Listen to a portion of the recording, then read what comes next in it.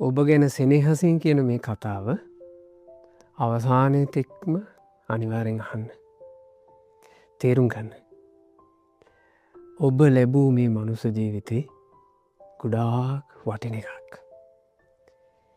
ස්ත්‍රියක් විදිහට හෝ පුරුෂයෙක් විදිහට හෝ කොයියම් විදිහකට හෝ ලැබපු මනුස්ස ජීවිතේ ගොඩාක් වටින එකක්.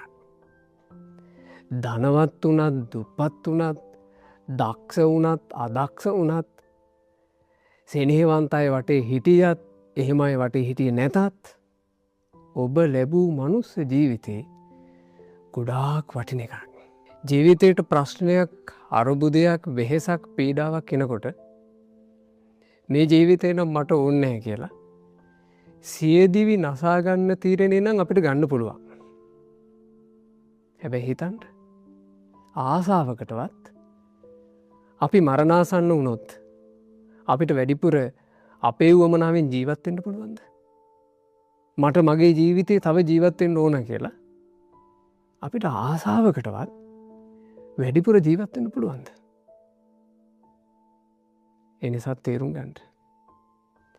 ලැබිච්ච මේ මනුස්ස ජීවිතේ මොන්නම හේතුවක් නිසාවත් අතරමැද තමන් නසා ගන්න එපා. ප්‍රශ්න ඒවි. ඒ ප්‍රශ්න දරාගෙන ජීවිත ඉදිරියට යන්න. පීඩා ඒවි. ඒ පීඩා ඉදිරියේ තව තවත් ශක්තිමත් වෙවි ජීවිත ඉස්සරහට යන්න. සෙනෙහවන්ත අය ආදරණීය අය එකපාර වෙනස් වේවි. තමන් කාලකන්නේ අවාසනාවන්තයෙක් කියලාම තීරණ ගන්න එපා. සමහරලාවට අපෙන් කෙනෙක් ඈත් වෙලා යන්නේ. අපි ආදරය කරන සෙනෙහවන්ත කෙනෙක් අපිව දුරස් කරන්නේ. ඒක අපේම වාසනාවකට වෙන්න පුළුවන්.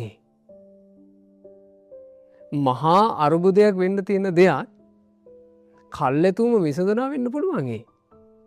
කාලයට ඉඩ දීලා ටික කලක් ඉවසීමෙන් හිටියොත් අපිට ඒක තේරුම් ගන්න අවස්ථාවක් ලැබෙනවා.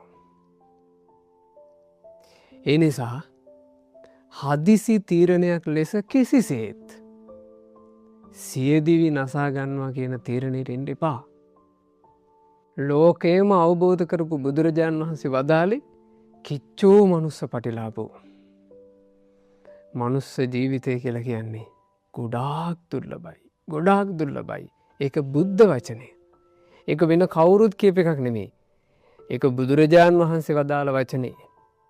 බුදුරජාණන් වහන්සේ වදාළ වචනේ ඔයාලා හැමදෙනා විශ්වාස කරන්න. මේ මනුස්ස ජීවිතය දුර්ලභයි.